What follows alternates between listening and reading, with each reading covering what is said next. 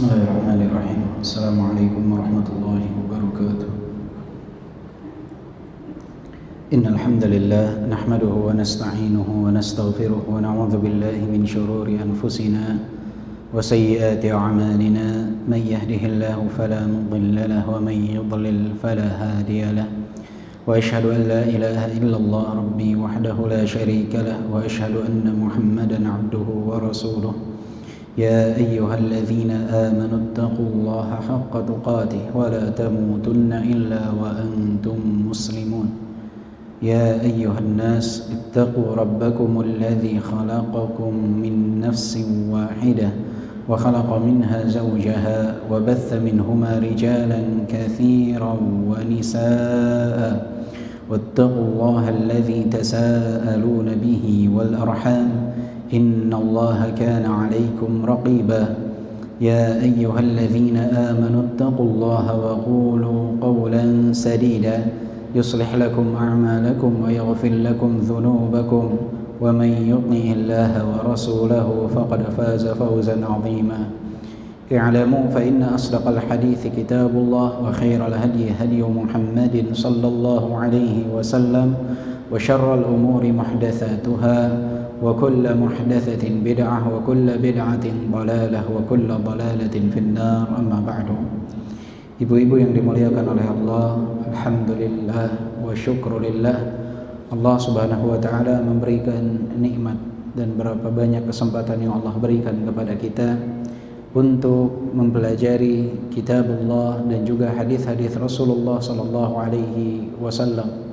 Karena inilah inti dari agama yang kita pelajari, yaitu perkara akidah, kemudian berkenaan dengan tafsir Al-Quran, berkenaan dengan hadis-hadis Nabi sallallahu alaihi wasallam, dan berkenaan dengan fiqih di dalam beribadah kepada Allah subhanahu wa ta'ala.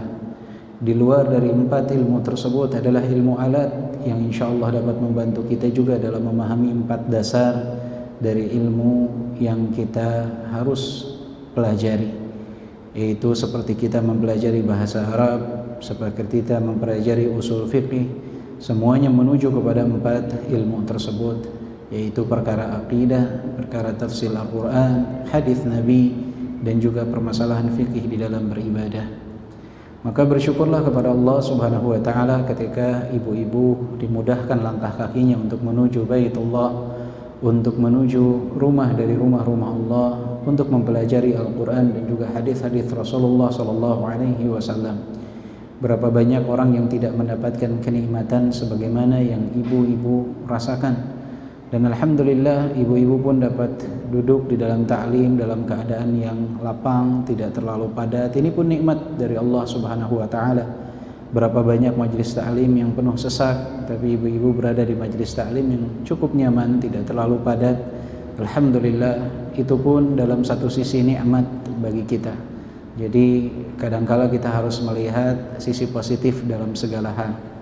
Ibu-ibu yang dimuliakan oleh Allah subhanahu wa ta'ala, sebelum kita melanjutkan pembahasan dari kitab A'lamus Sunnatil Mansyurah yang ditulis oleh Syekh Al-Hafidh Al-Hakami rahimahullah, ada satu perkataan yang menarik dalam kitab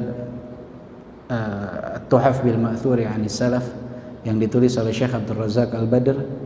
Satu perkataan yang dikatakan oleh Sufyan ibn Uyainah rahimahullah, yang mana maknanya adalah berkenaan dengan orang yang berakal. Kata beliau, orang yang berakal itu bukan yang mengetahui tentang kebaikan dan keburukan semata, tetapi orang yang berakal itu yang mengetahui kebaikan, kemudian dia mengikutinya, dan mengetahui keburukan, kemudian dia meninggalkannya. Inilah orang yang berakal. Orang yang berakal adalah yang tahu mana yang baik, kemudian dia meniti di jalan kebaikan tersebut, dan mengetahui keburukan, kemudian dia menjauh dari keburukan tersebut. Dan berapa banyak orang yang di dalam melangkah dalam kehidupannya hilang akal pada dirinya. Akhirnya dia tahu mana yang baik, dia tempuh jalan keburukan. Dia tahu mana itu keburukan, dia tidak sanggup untuk menghindarinya karena mengikuti hawa nafsunya dan akal yang terus menghilang pada dirinya. Maka orang yang betul-betul berakal, ketika dia tahu mana jalan kebenaran, dia akan tempuh jalan kebenaran tersebut. Dan ketika dia tahu mana jalan keburukan, dia akan tinggalkan jalan keburukan tersebut. Karena itu adalah kunci keselamatan kita di dunia dan di akhirat.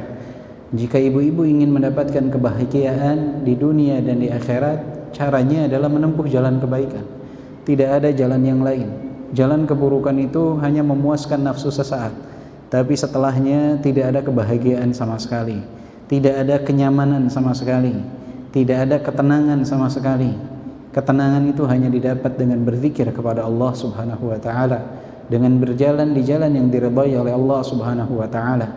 Itulah kunci ketenangan kita dan kunci kemenangan kita, kebahagiaan kita di dunia dan di akhirat.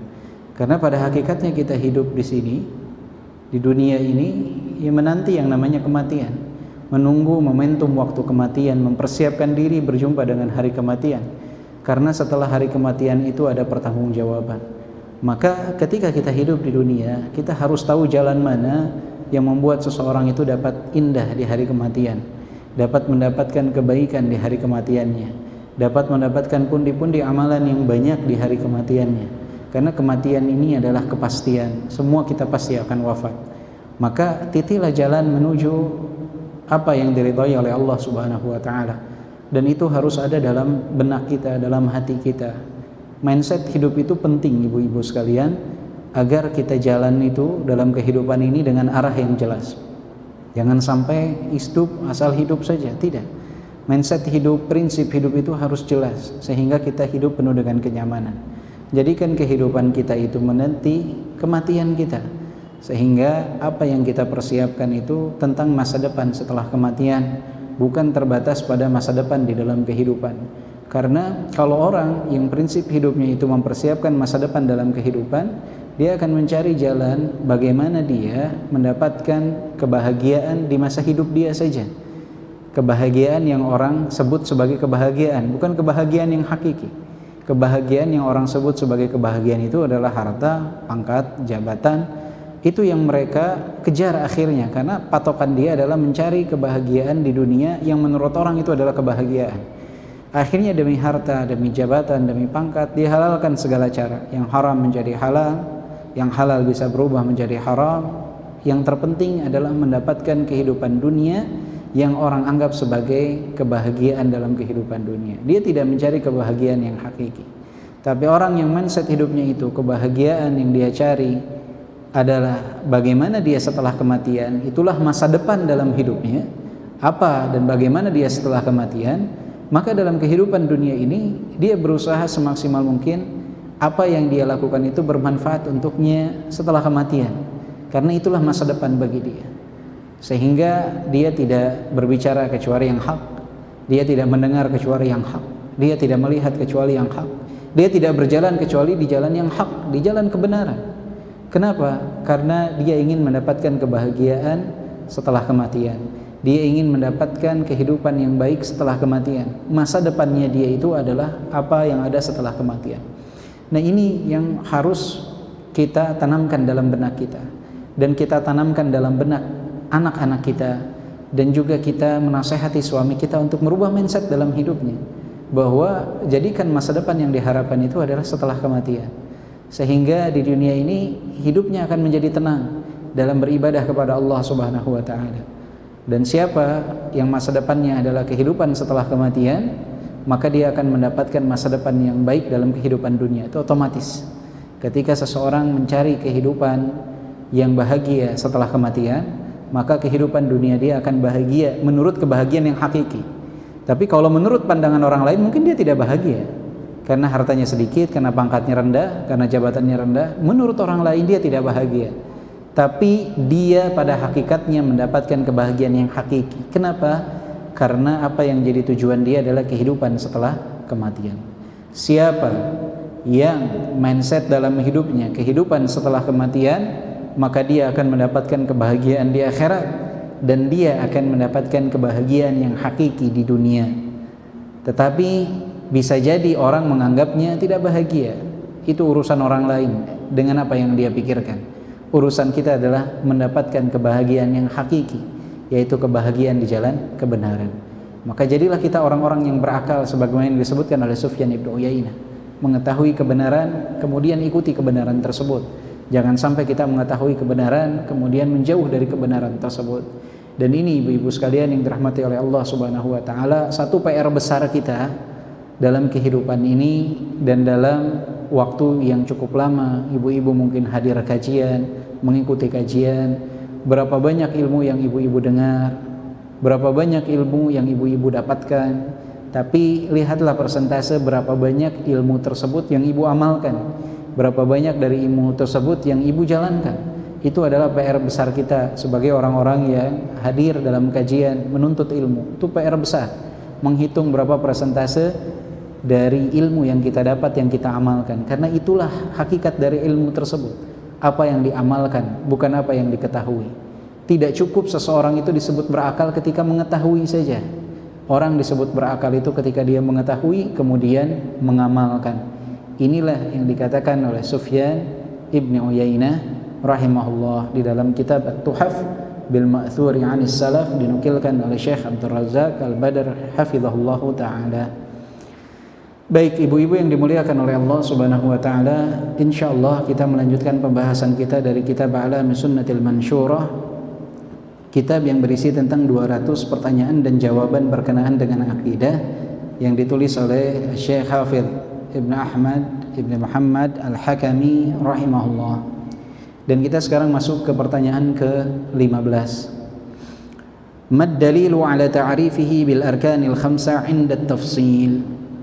Apa yang menjadi dalil yang menyebutkan tentang rukun Islam yang 5 ini ketika diperinci? Apa dalil yang menjadi rujukan seseorang mengatakan rukun Islam itu ada 5, pondasi Islam itu ada 5? Apa yang menjadi dalilnya?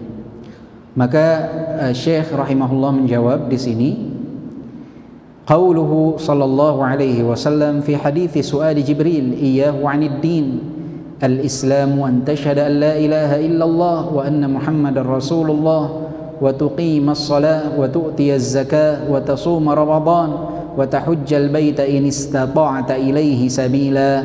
Wa qauluhu sallallahu alaihi wasallam buniyal islamu ala khams fadzakara hadhihi ghaira annahu qaddama al-hajj ala shaumi ramadan wa kilahuma fi sahihain.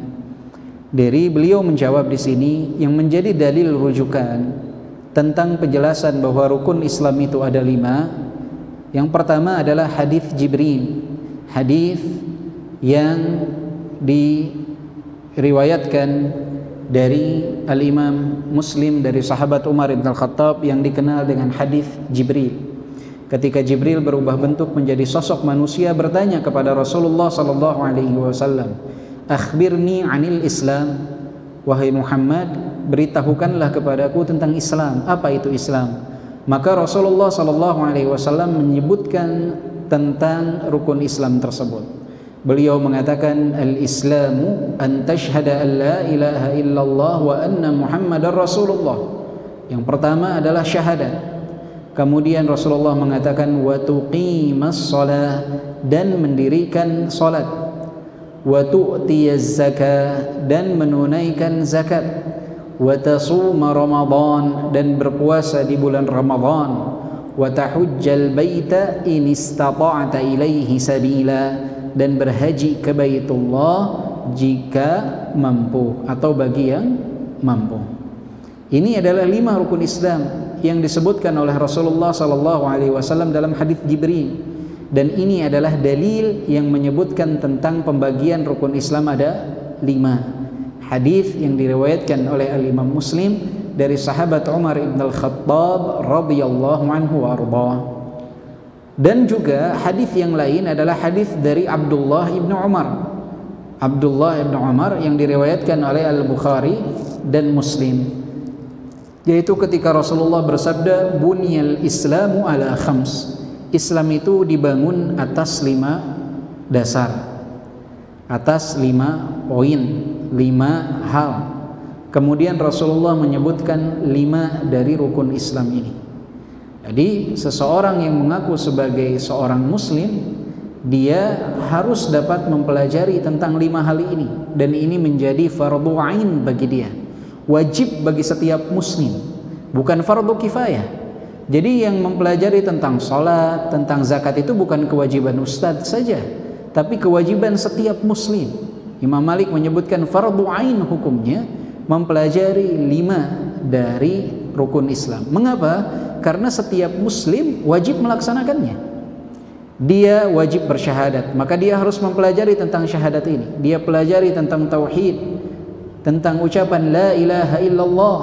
Dia pelajari tentang syahadat asyhadu anna Muhammadar Rasulullah. Dia harus mempelajari apa konsekuensi dari ucapan tersebut, apa yang harus dia lakukan ketika dia mengucapkan kalimat tersebut, bagaimana dia mempertahankan tauhid itu. Dia harus mempelajarinya agar dia tidak terjerumus kepada kesyirikan sehingga batallah keislamannya. Dia harus mempelajari hal ini. Dia pun harus mempelajari tentang salat, karena salat ini tidak bisa diwakilkan. Tidak bisa, wahai fulan tolong salat atas namaku, aku sedang ada urusan. Tidak bisa. Seseorang yang baligh dia wajib untuk salat 5 waktu, kecuali wanita yang sedang berhalangan. Kapan gugur kewajiban salat tersebut? Jika hilang akalnya atau dia gila, baru gugur. Sakit sesakit apapun dia tetap wajib salat. Dia hanya bisa menggerakkan matanya saja, dia tetap wajib salat. Seseorang itu tidak hilang kewajiban salat bagi dia kecuali jika hilang akal, gila, atau dia mati, wafat, baru dia terbebas dari kewajiban salat. Maka setiap muslim harus mempelajari tentang salat ini, bagaimana cara salatnya Nabi Muhammad SAW, dari mulai takbiratul ihram sampai salam. Jadi tidak ada alasan seorang muslim mengatakan saya tidak tahu bagaimana tata cara salat. Dia harus mempelajari tentang salat. Rasulullah memerintahkan kita untuk memerintahkan anak-anak kita mendirikan salat di saat usia mereka 7 tahun. Ketika sampai usia 10 tahun, boleh untuk memukulnya, pukulan ta'dib untuk mengadab dia, bukan pukulan ta'dzib untuk mengadab dia.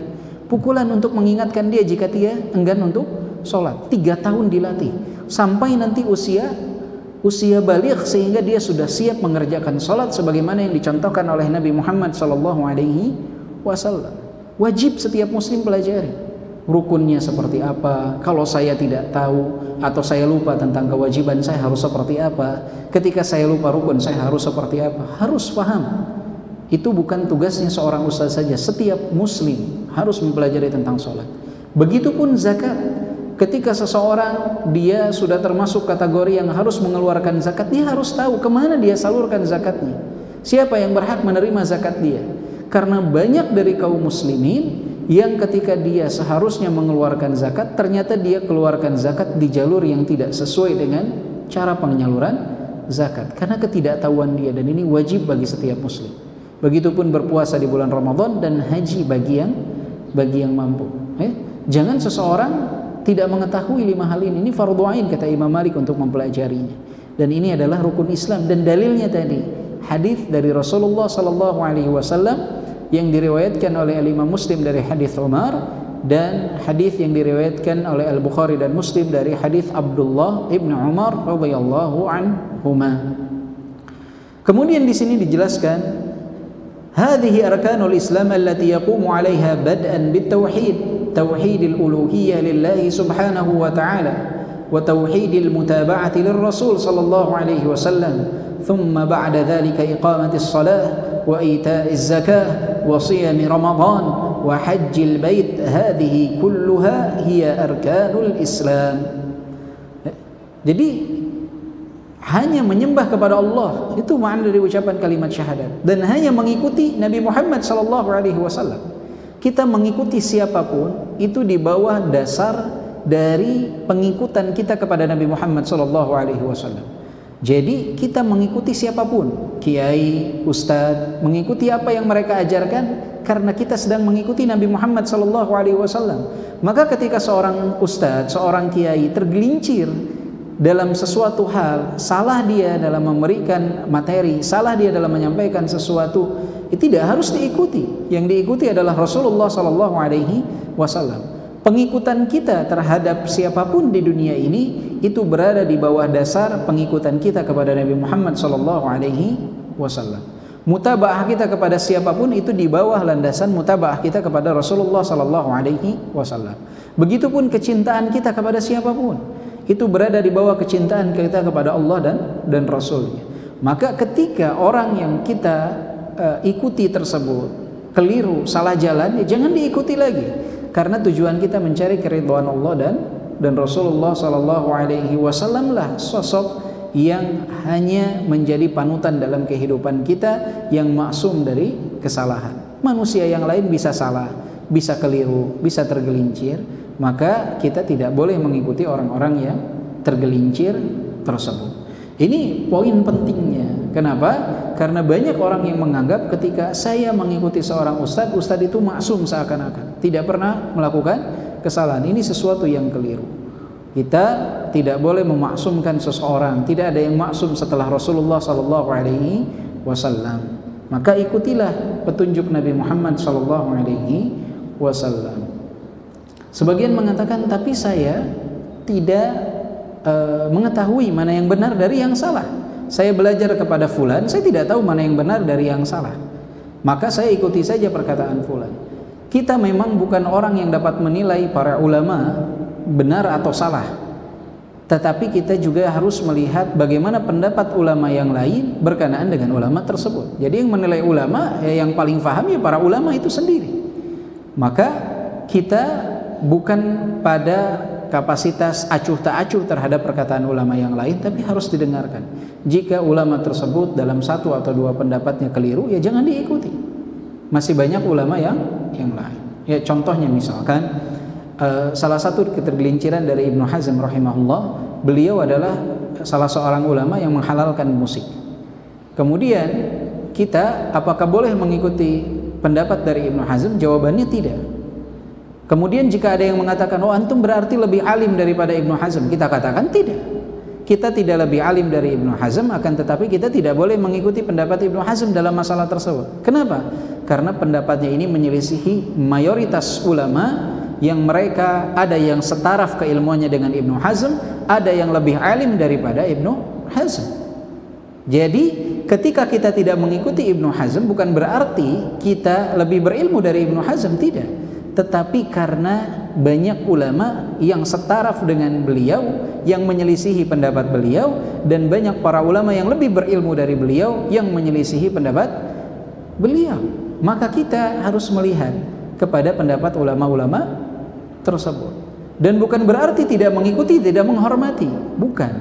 Justru ketika tidak mengikuti dalam ketergelinciran seorang alim, ini bukti kecintaan kita kepada ulama tersebut. Karena bayangkan jika dia tergelincir, kemudian dalam satu masalah, kemudian kita ikuti ketergelinciran tersebut, maka jika semua orang atau banyak orang mengikuti ketergelinciran itu, efeknya adalah dia akan menanggung dari kesalahan-kesalahan itu karena menunjukkan kepada jalan yang tidak baik. Maka wujud kecintaan kita kepada seorang ulama adalah dengan mengingatkan umat jika seorang ulama tergelincir untuk tidak mengikuti ketergelincirannya tersebut, tapi tetap menghormatinya, tetap menghargainya karena dia adalah seorang ulama.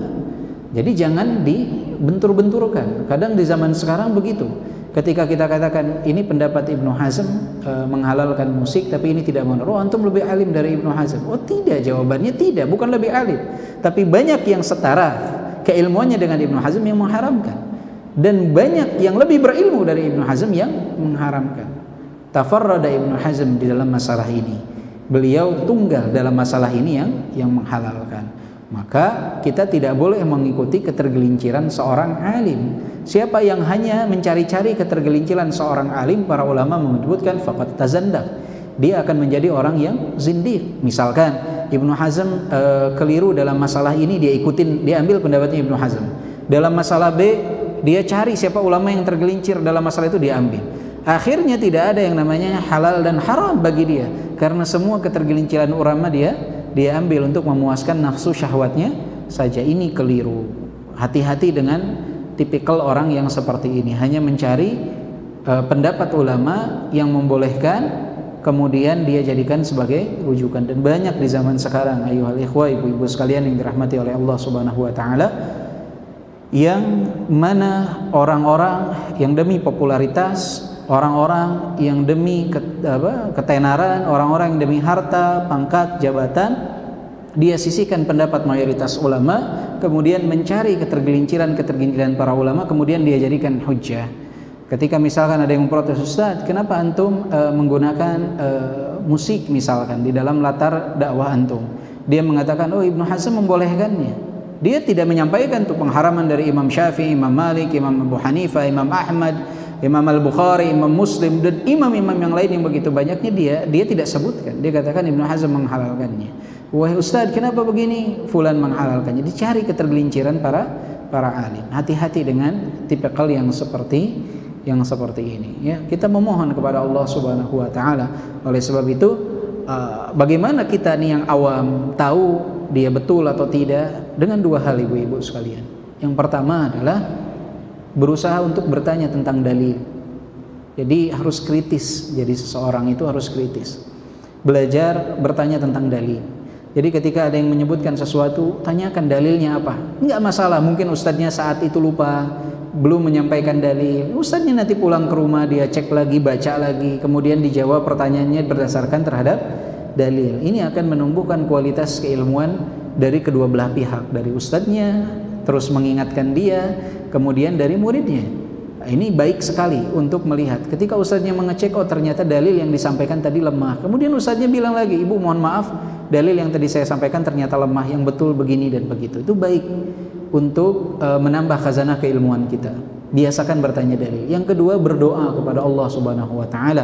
Allahumma arinal haqqa haqqan warzuqna ittiba'ah wa arinal batila batilan warzuqna ijtinabah. Ya Allah, tunjukkanlah kami jalan kebaikan tersebut, kebaikan sebagai kebaikan, dan tunjukkanlah kami untuk mengikuti kebaikan itu, dan tunjukkanlah kami kebatilan sebagai kebatilan, dan jauhkanlah kami dari kebatilan tersebut. Karena misalkan saya bacakan tadi, saya bilang ini di riwayat Al-Bukhari dan Muslim. Ibu-ibu mungkin tidak punya Sahih Al-Bukhari atau Sahih Muslim di rumahnya. Ibu-ibu akan mengiyakan saja. Ibu-ibu mungkin akan mengiyakan saja. Bisa jadi apa yang saya sampaikan keliru misalkan. Ibu-ibu akan mengiyakan saja. Bagaimana ibu-ibu dapat terselamatkan dari orang-orang yang menukilkan padahal tidak benar penukilannya? Dia katakan sahih padahal dhaif. Dia katakan hadis riwayat Bukhari padahal tidak pernah diriwayatkan oleh Bukhari misalnya. Bagaimana ibu-ibu menyelamatkan diri dari hal-hal tersebut, sedangkan tidak cukup misalkan pengetahuan untuk mengecek kebenaran dari apa yang disampaikan dengan berdoa kepada Allah Subhanahu wa taala, minta petunjuk kepada Allah Subhanahu wa taala, sehingga jika memang orang tersebut menyampaikan kebaikan, yang disampaikannya baik, ya ibu-ibu dapat mengikuti.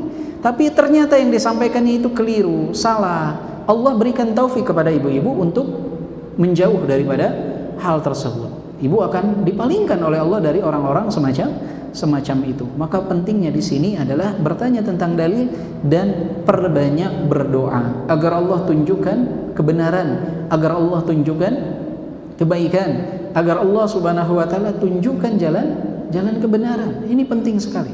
Ana secara pribadi pernah mempraktekkan doa ini berapa tahun yang lalu, mungkin sekitar 15 tahun yang lalu. Ada kebimbangan saat itu. Ada kebimbangan orang yang mengajak untuk mengikuti jalannya mereka, ada lagi orang yang mengajak untuk mengikuti kajian mereka. Saya dalam kebimbangan, tidak tahu mana yang harus saya ikuti, mana yang harus saya penuhi ajakannya. Kita berdoa kepada Allah Subhanahu wa taala.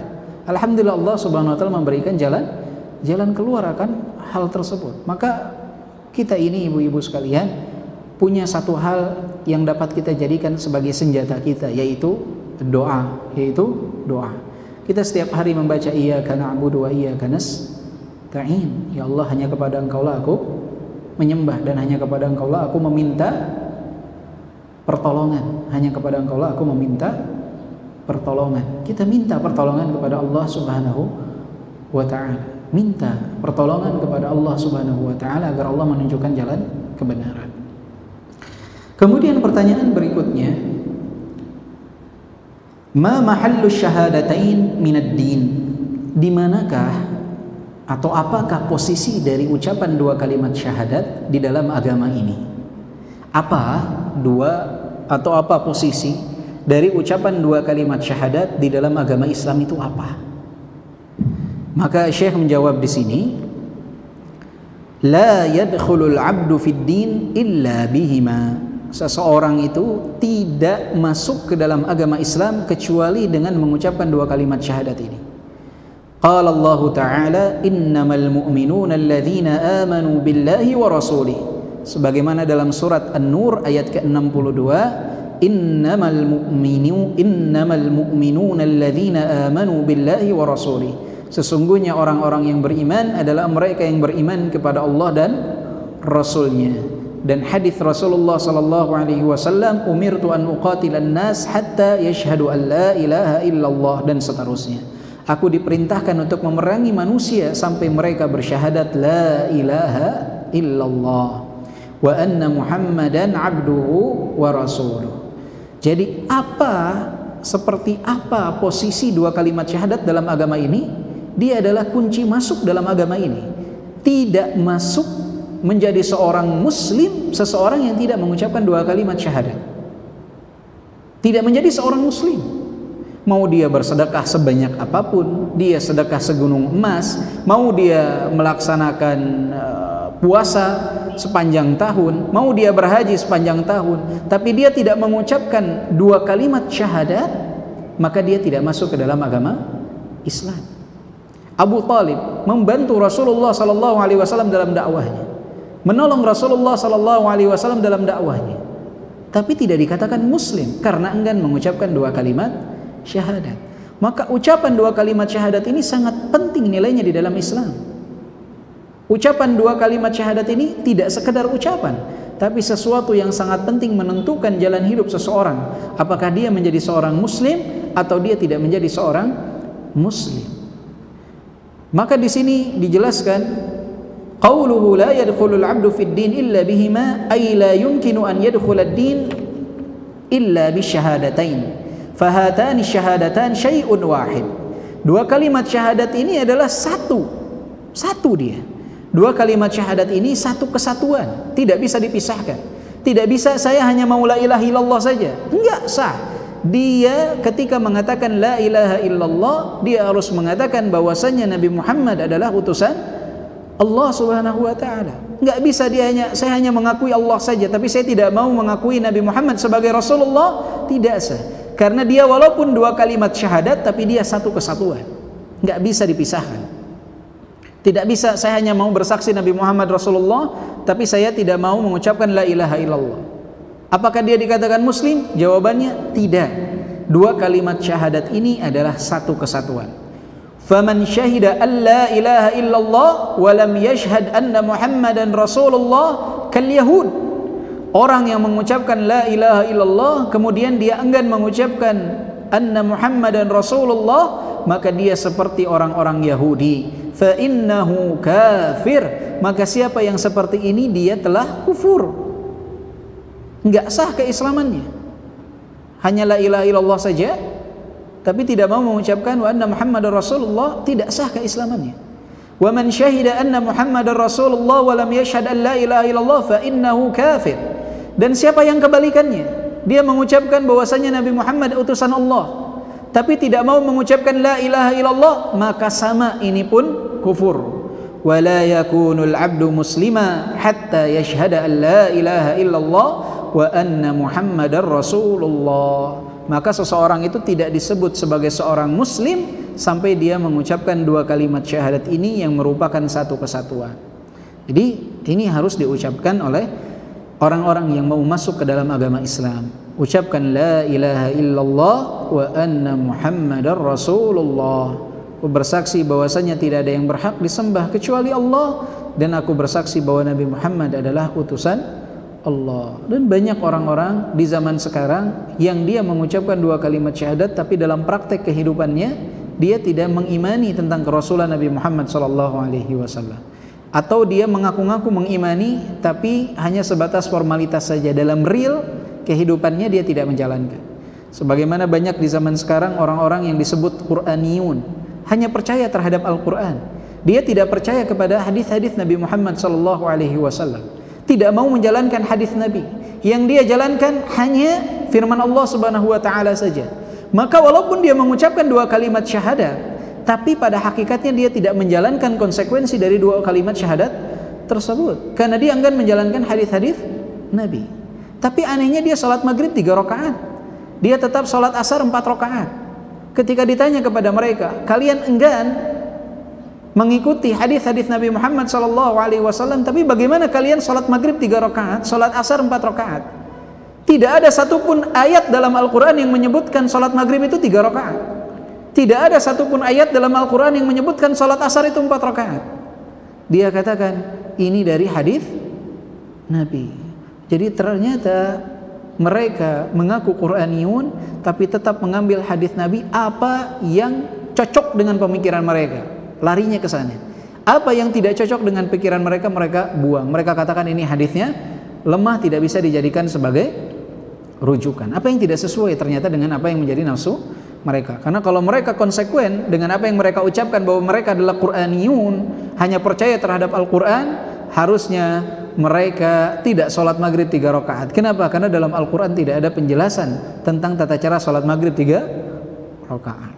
Tapi inilah memang orang-orang di zaman sekarang. Mereka banyak yang menjadikan ayat Al-Quran ataupun hadis Nabi dicomot oleh mereka apa yang dapat memuaskan keinginan mereka semata. Nah, ini harus berhati-hati ibu-ibu sekalian. Banyak variasinya di zaman sekarang, ya. Orang-orang yang ibaratnya membuat jalur-jalur baru di dalam beragama. Harus hati-hati, ya. Harus hati-hati, minta pertolongan kepada Allah Subhanahu wa taala. Kemudian berikutnya, pertanyaan ke-17. Ma dalilu syahadati an la ilaha illallah? Apa dalil dari ucapan syahadat la ilaha illallah? Dalilnya apa? Maka beliau Syekh Al-Hakami rahimahullah menjawab, yang pertama adalah firman Allah dalam surat Ali Imran ayat ke-18. Syahidallahu annahu la ilaha illahu wal malaikatu wa ulul ilmi qa'iman bil qist la ilaha illahu wal azizul hakim. Wa qauluhu ta'ala dalam surat Muhammad ayat ke-19, fa'lam annahu la ilaha illallah wastaghfir li dhanbik walil mu'minina wal mu'minat. Kemudian dalam surat Ali Imran ayat ke-62, wa ma min ilahin illallah. Kemudian dalam surat Al-Mu'minun ayat ke-91, mattakhadallahu min waladin wa ma kana ma'ahu min ilah. Kemudian dalam surat Al-Isra ayat ke-42, qul law kana ma'ahu alihatun kama yaqulun idzal labtaghaw ila dzil 'arsy sabila. Ini adalah dalil-dalil yang menyebutkan tentang persaksian la ilaha illallah. Yang pertama adalah surat Al-Imran ayat ke-18. Allah Subhanahu wa taala berfirman, syahidallahu annahu la ilaha illallah wal malaikah wa ulul ilmi qa'iman bil qist la ilaha illa huwal azizul hakim. Di dalam surat Al-Imran ayat ke-18 ini Allah Subhanahu wa taala berfirman, Allah menyatakan syahidallah annahu la ilaha illallah. Allah menyatakan sesungguhnya tidak ada yang berhak disembah kecuali Allah. La ilaha illahu. Allah yang menyatakan dalam Al-Quran surat Al-Imran, tidak ada yang berhak disembah kecuali Allah. Huwanya ini kembali kepada Allah. Wal malaikatu wa ulul ilmi qa'iman bil qist. Begitupun dengan para malaikat dan orang berilmu yang menegakkan keadilan. Mereka menyatakan hal yang serupa. La ilaha illa huwal azizul hakim. Tidak ada yang berhak disembah kecuali Allah Subhanahu wa taala, zat yang maha perkasa dan zat yang maha bijaksana. Jadi Allah Subhanahu wa taala yang menyatakan sendiri, tidak ada yang berhak disembah kecuali Allah Subhanahu wa taala. Maka tidak boleh memalingkan peribadahan kepada selain Allah, karena yang berhak disembah hanya Allah.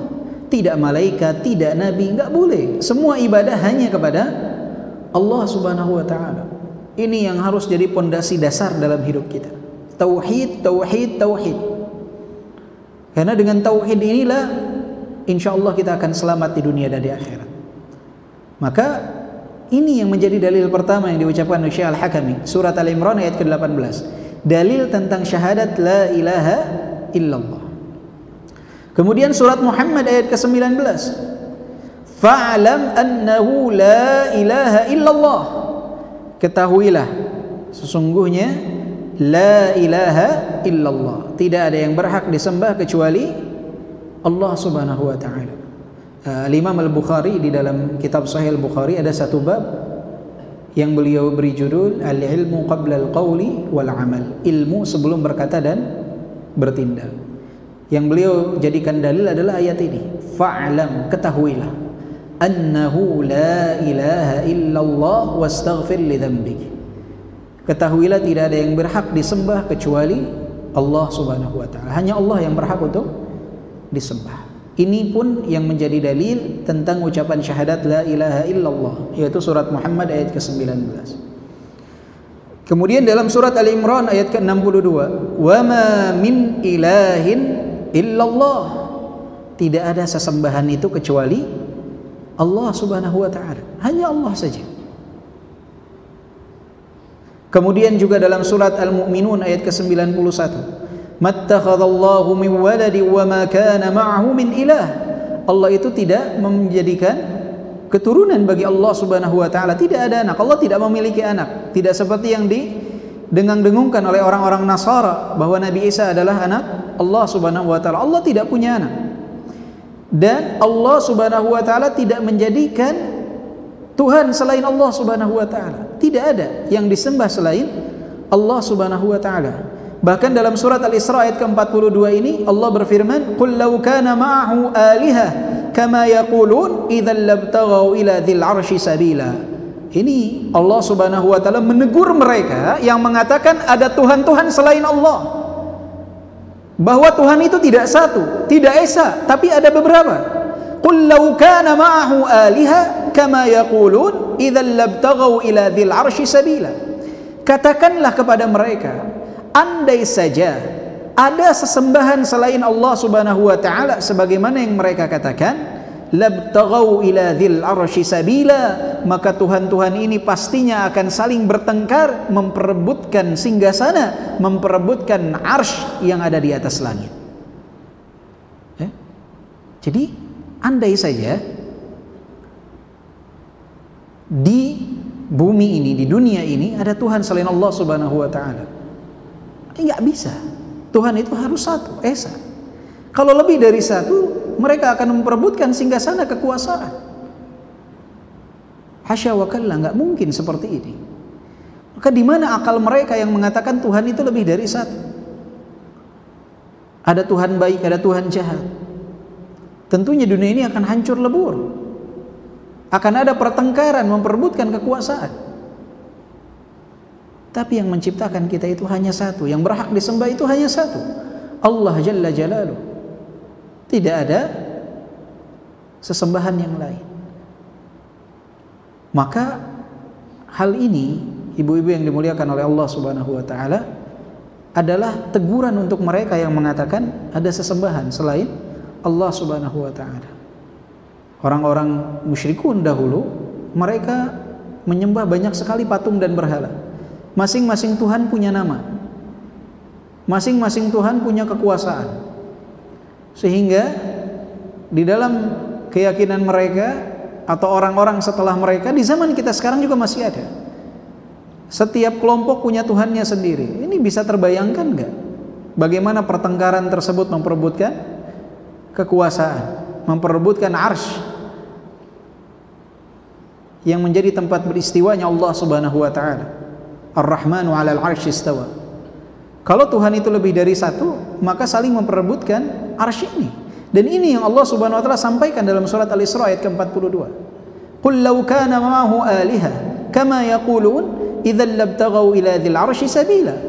Katakanlah andai saja selain Allah itu ada sesembahan yang lain, sebagaimana yang mereka katakan, maka pasti saling berebut untuk sampai kepada arsy yang menjadi tempat beristiwanya Allah Subhanahu wa taala. Maka di sini dijelaskan tentang jawaban dari Syekh rahimahullah,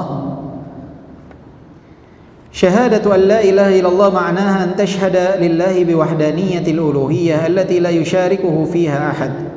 Syahadat la ilaha illallah Muhammad Rasulullah adalah engkau menyaksikan, engkau bersaksi mengesahkan Allah Subhanahu wa taala dalam perkara uluhiyah allati la yusyarikuhu fiha ahad. Tidak ada yang disembah selain Allah Subhanahu wa taala. Fallahu Subhanahu wa taala huwal mustahiqu lil uluhiyah duna ahadin siwallahi abada. Dan hanya Allah lah yang berhak untuk disembah. Tidak ada yang lain yang berhak untuk disembah selamanya selain Allah Subhanahu wa taala. Wa man idda'aha li nafsihi aw du'iyat lahu wa tuliba minhu mimma la yutlab illa min Allah Subhanahu wa ta'ala fa innahu qad idda'aha bighairi haqq aw du'iyat lahu bighairi haqq wal mizanu fi dhalika anna al 'abd makhluq dha'if marbub la yastati'u shay'an fa hal huwa awjad nafsahu am khuliqu min ghairi shay'in am humul khaliqun. Maka siapa yang mengaku-ngaku dirinya berhak untuk dipalingkan kepadanya peribadahan, atau dia menunjuk orang lain untuk diibadahi selain Allah Subhanahu wa taala, maka ini adalah bentuk pengakuan atau ajakan yang tanpa dasar. Karena pada hakikatnya manusia ini lemah. Allah Subhanahu wa taala mengatakan am khuliqu min ghairi syai'in am humul khaliqun.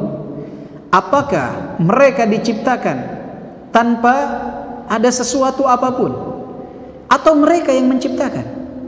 Kata Syekh Al-Fauzan, teorinya itu satu di antara tiga. Satu di antara tiga. Syekh Shalih Al-Fauzan menafsirkan ayat ini, beliau mengatakan teorinya itu satu di antara tiga. Manusia itu mengaku mereka menciptakan diri mereka, atau manusia itu mengaku mereka tercipta dengan tiba-tiba tanpa ada yang menciptakan. Atau yang kedua, mereka menyatakan bahwa mereka yang menciptakan diri mereka sendiri.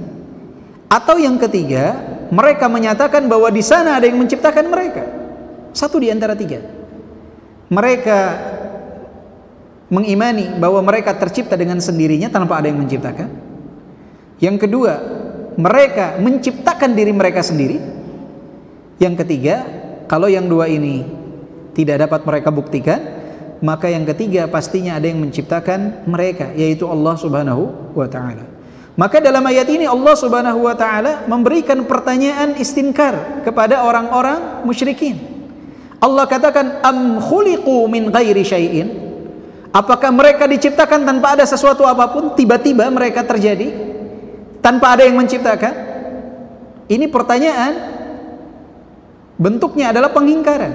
Am khuliqu min ghairi syai'in. Apakah mereka tercipta begitu saja tanpa ada yang menciptakan? Am humul khaliqun, atau justru mereka yang menciptakan diri mereka sendiri?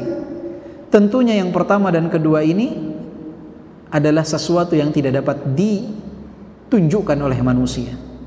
Mereka tidak menciptakan diri mereka sendiri. Mereka pun tidak diciptakan dengan tiba-tiba saja tanpa ada yang menciptakan. Maka konsekuensinya manusia tidak ada cara lain bagi mereka kecuali meyakini bahwa mereka telah diciptakan oleh zat yang maha pencipta, yaitu Allah Subhanahu wa ta'ala. Maka kalau ibu-ibu sekalian bertemu dengan orang-orang yang enggan mengesahkan Allah Subhanahu wa ta'ala, atau orang-orang yang disebut dengan orang-orang ateis, tanyakan kepada mereka, ibu, apakah ibu diciptakan tiba-tiba begitu saja? Mereka akan katakan tidak. Tanyakan lagi kepada mereka, apakah ibu menciptakan diri ibu sendiri? Mereka akan menjawab, tidak, saya tidak menciptakan diri saya sendiri. Berarti pilihannya adalah yang ketiga. Di sana ada zat yang telah menciptakan ibu, yang wajib untuk ibu imani. Dan ini Allah sebutkan dalam surat At-Tur ayat ke-35. Pertanyaan dalam bentuk istinkar ini pengingkaran kepada mereka yang enggan mentauhidkan Allah Subhanahu wa ta'ala. Nggak bisa, ya, kita menciptakan diri kita sendiri, nggak bisa. Jangankan menciptakan diri kita sendiri, menciptakan seekor lalat aja kita nggak bisa. Atau kita tadi tiba-tiba? Nggak mungkin. Gelas saja itu harus ada yang membuatnya. Gelas. Meja saja harus ada yang membuatnya. Jika benda mati saja harus ada yang membuatnya, bagaimana manusia yang penuh dengan kesempurnaan? Kita katakan tidak ada yang menciptakannya. Aneh. Semua yang ada di bumi ini juga, yang kita saksikan dari peralatan itu ada yang membuatnya. Dan gak mungkin kita mempercayai tiba-tiba mobil ini jadi. Jangankan pembuatan mobil, datangnya motor saja kita pasti mengetahui di sana ada sebab. Misalkan ibu-ibu datang ke rumah, tiba-tiba di rumah sudah ada motor. Kemudian nanya kepada suaminya, ini motor siapa yang bawa? Beli dari mana? Nggak tahu. Tiba-tiba ada aja di dalam rumah. Ibu-ibu bisa mempercayainya, Bu? Percaya, Bu? Tidak. Ibu-ibu pasti meyakini harus ada sebab. Siapa yang mengantarkannya? Siapa yang memesannya? Jika hal semacam itu saja ada sebab, bagaimana dengan penciptaan manusia? Nggak mungkin kita yakini manusia datang tiba-tiba. Pasti di sana ada yang menciptakan. Maka ayat ini adalah teguran keras. Surat At-Tur ayat ke-35 ini adalah teguran keras untuk orang-orang ateis yang tidak mengakui adanya Allah Subhanahu wa ta'ala, zat yang menciptakan mereka. Tanyakan kepada mereka, am khuliqu min ghairi syai'in am humul khaliqun. Apakah mereka diciptakan tiba-tiba begitu saja tanpa ada sesuatu yang menciptakan mereka? Am humul khaliqun, atau mereka sendiri yang telah menciptakan diri mereka. Maka apa yang kita sebutkan ini dari dalil-dalil tersebut ini sangat luar biasa sekali. Bahkan ada kisah yang menarik, yaitu dari Jubair bin Mut'im. Jubair bin Mut'im seorang sahabat yang merupakan salah satu tawanan dalam peperangan Badar. Di dalam Sahih Al-Bukhari disebutkan bahwa beliau berkata, sami'tu an-nabiy sallallahu alaihi wasallam yaqra'u fil maghrib bit-tur. Aku mendengar Rasulullah sallallahu alaihi wasallam dalam salat maghrib membaca surat At-Tur. Falamma balagha hadhihi al-ayah, kemudian ketika sampai kepada ayat ini, am khuliqu min ghairi syai'in am humul khaliqun am khalaqus samawati wal arda bal la yuqinun am indahum khazainu rabbika am humul musaytirun kada qalbi an yatir. Kata beliau, ketika aku mendengar ayat-ayat tersebut, surat At-Tur ayat ke-35 sampai ke-37, kada qalbi an yatir, hatiku itu seakan-akan akan terbang, akan tercabut. Beliau saat mendengar ayat ini belum dalam keadaan Islam, tapi ketika mendengar ayat ini beliau langsung memutuskan untuk masuk ke dalam agama Islam. Ketika mendengar firman Allah, am khuliqu min ghairi syai'in am humul khaliqun, beliau tidak bisa menjawab. Radhiyallahu anhu mengatakan bahwa nggak mungkin, tidak ada yang menciptakan dan saya bukan pencipta. Am khalaqus samawati wal ardh, apa mereka menciptakan langit dan bumi? Bukan juga. Sehingga beliau memutuskan untuk masuk ke dalam agama Islam ketika mendengar ayat-ayat ini. Ini disebutkan oleh Jubair bin Mut'im radhiyallahu anhu, yang disahihkan dalam Sahih Al-Bukhari, disebutkan oleh Imam Bukhari dalam Sahih Al-Bukhari, kada qalbi an yatir, hatiku itu akan terbang melayang saat itu ketika mendengar ayat-ayat itu dan memutuskan masuk Islam. Padahal beliau saat itu sebagai tawanan dalam peperangan Badar. Maka ibu-ibu yang dimuliakan oleh Allah Subhanahu wa taala, itulah dalil yang menyebutkan tentang syahadat la ilaha illallah, dan posisinya sangat penting dua kalimat syahadat ini. Seseorang tidak masuk Islam kecuali mengucapkan dua kalimat syahadat, dan ini adalah satu kesatuan, tidak bisa dipisahkan. Jadi siapa yang mengucapkan la ilaha illallah, dia harus mengucapkan wa anna Muhammadar Rasulullah, begitupun kebalikannya. Dan dalil yang menjadi rujukan tentang rukun Islam itu ada 5 adalah dalil yang dikenal dengan hadis Jibril yang berada dalam Sahih Muslim, hadis Umar ibn al-Khattab. Mungkin pertanyaan ke 15, 16 dan 17 itu yang kita cukupkan pada kesempatan kali ini. Insyaallah pada kesempatan berikutnya kita akan membahas pertanyaan ke-18 dari 200 pertanyaan berkenaan dengan akidah ini. Semoga bermanfaat untuk ana pribadi dan untuk kita semua. Wallahu a'lam bishawab. Mohon maaf atas segala kekeliruan dan kesalahan. Jika ada apa yang saya ucapkan salah atau keliru, mohon untuk diingatkan. Jika ada pertanyaan, silahkan ibu-ibu sekalian.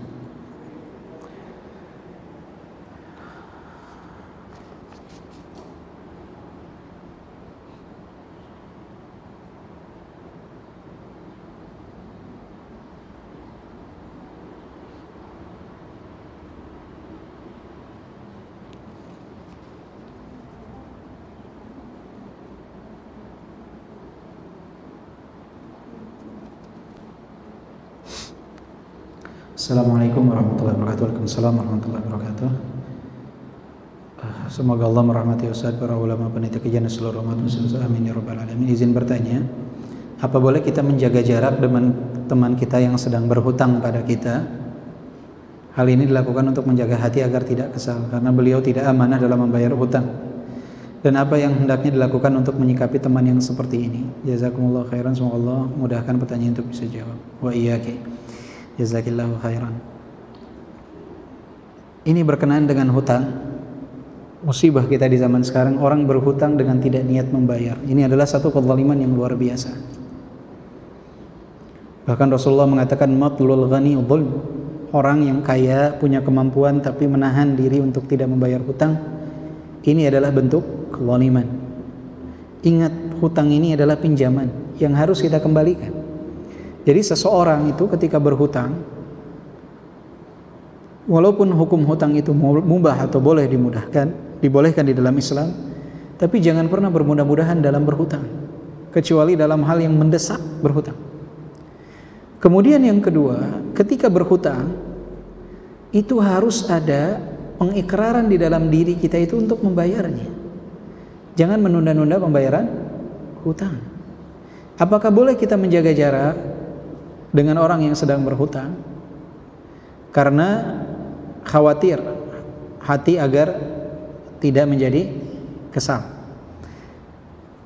Yang terbaik jika anti memang dekat dengan dia, diingatkan, karena ini akan menjadi sesuatu yang berat tanggung jawab dia di hari kiamat kelak ketika dia wafat belum membayar hutang. Apalagi anti melihat dia punya kemampuan untuk membayar, ingatkan. Ini sebagai bentuk rasa kasih sayang kita kepada teman kita, diingatkan, anti masih punya hutang, segera dibayarkan. Jika sudah diingatkan, sudah dinasehati, masih enggan untuk membayar hutang, untuk menjaga diri dan sebagai bentuk pengingkaran terhadap dia, nggak masalah. Kita sedikit menjaga jarak sebagai bentuk pengingkaran kepada dia agar dia mau memperbaiki diri, sebagai bentuk bagian dari nasihat.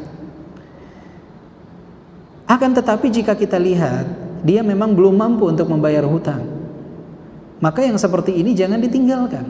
Kenapa? Karena ketika kita meninggalkan, di situ akan menambah kesedihan dia. Kesedihan dalam satu sisi belum mampu membayar hutang karena memang tidak mampu. Yang kedua karena temannya menjauh hanya karena masalah uang. Kalau anti punya kelebihan, melihat punya teman yang belum bisa membayar hutang karena memang tidak mampu membayar hutang, punya kelebihan, bisa diikhlaskan, insya Allah itu pahalanya sangat besar. Jadi boleh atau tidak sedikit dijaga jarak dengan orang seperti ini yang enggan membayar hutang, maka dilihat kondisi orang yang berhutangnya ini. Punya kemampuankah untuk membayar atau tidak punya kemampuan untuk membayar?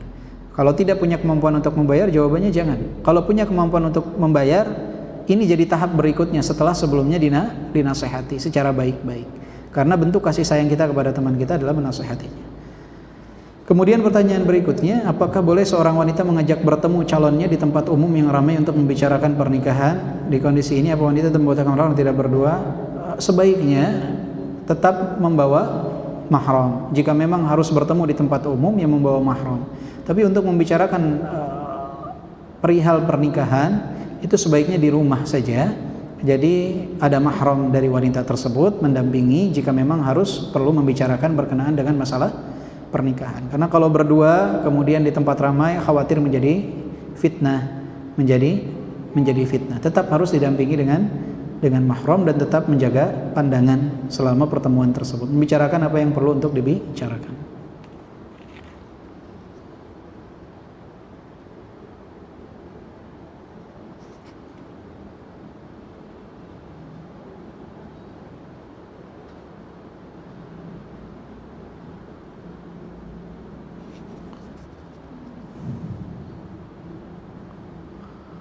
menganjurkan merubah nama anak yaitu Abqari Rama, panggilannya Abqa. Bagaimana? Ini maksudnya dirubah menjadi Abqari atau namanya memang Abqari harus dirubah? Namanya Abqari. Abqari ini maknanya sebenarnya Abqari ini pintar ya, cerdas, luar biasa lah. Apa disebutnya bahasa Indonesianya orang yang cerdas luar biasa tuh? Jenius lah. Abqari itu jenius. Ya, Abqari itu jenius. Mungkin ketika dipanggil Abqa, apalagi orang Indonesia itu tidak menggunakan ain tapi menggunakan hamzah abqa, itu kan maknanya menjadi kekal ya, namanya menjadi kekal. Tapi kalau namanya secara panjangnya sih Abqari. Ramanya ini dari apa? Rama itu bukannya nama dewa, bukan? Anak kurang tahu nih ramanya. Kalau mana Abqarinya sebetulnya nggak terlalu bermasalah, tapi nama panggilannya ini yang lebih bermasalah. Jadi kalau misalkan dan juga nama Rama, anak kurang tahu nih nama Rama. Rama ini jika memang ada sangkut paut dengan keyakinan agama tertentu, entah yang diibadahi atau diagungkan, maka sebaiknya bisa dirubah. Tapi kalau dari Abqarinya saja, ya sebetulnya nggak masalah, maknanya jenius. Tapi nama panggilannya, jadi titik masalahnya ini ada dua. Yang pertama di ramanya dan di nama panggilannya. Kalau di ramanya ini memang ada kaitannya dengan agama tertentu, kalau bisa diganti, ya sebaiknya diganti. Tapi kalau misalkan dalam pergantian ini agak sedikit ribet, karena misalkan dalam pengurusan surat-surat dan lain sebagainya tidak bisa dirubah, ya nama panggilannya yang diganti. Misalkan diganti namanya menjadi Abdurrahman, nama di KTP-nya tetap Abqari Rama, misalkan nama panggilannya dirubah menjadi Abdurrahman. Tapi kalau masih kecil, apalagi belum ada ijazah dan lain sebagainya, insya Allah masih mudah. Tinggal datang ke Dukcapil, nanti biasanya ada sidang di pengadilan. Prosesnya tidak lama, sebentar. Ya, prosesnya tidak lama, paling 1 bulan kalau resmi ya, insya Allah bisa ditempuh jalur resmi, masih bisa dirubah, ya dirubah menjadi Abdurrahman, Abdullah, atau nama-nama para nabi, nama-nama para sahabat. Jadi titik masalahnya di situ mungkin Bu ya, wallahu alam. Ustadznya mungkin melihat dari titik tersebut, dari nama Rama dan nama Abqanya. Tapi kalau Abqarinya insya Allah nggak masalah.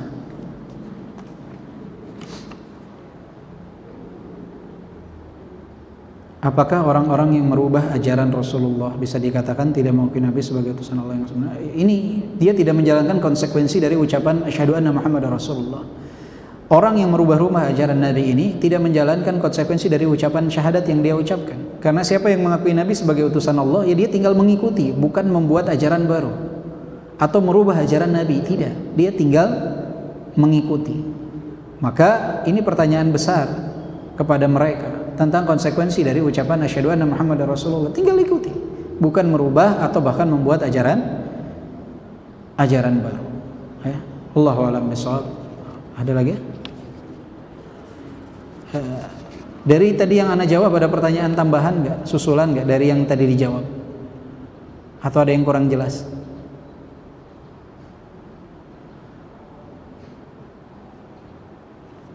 Sudah?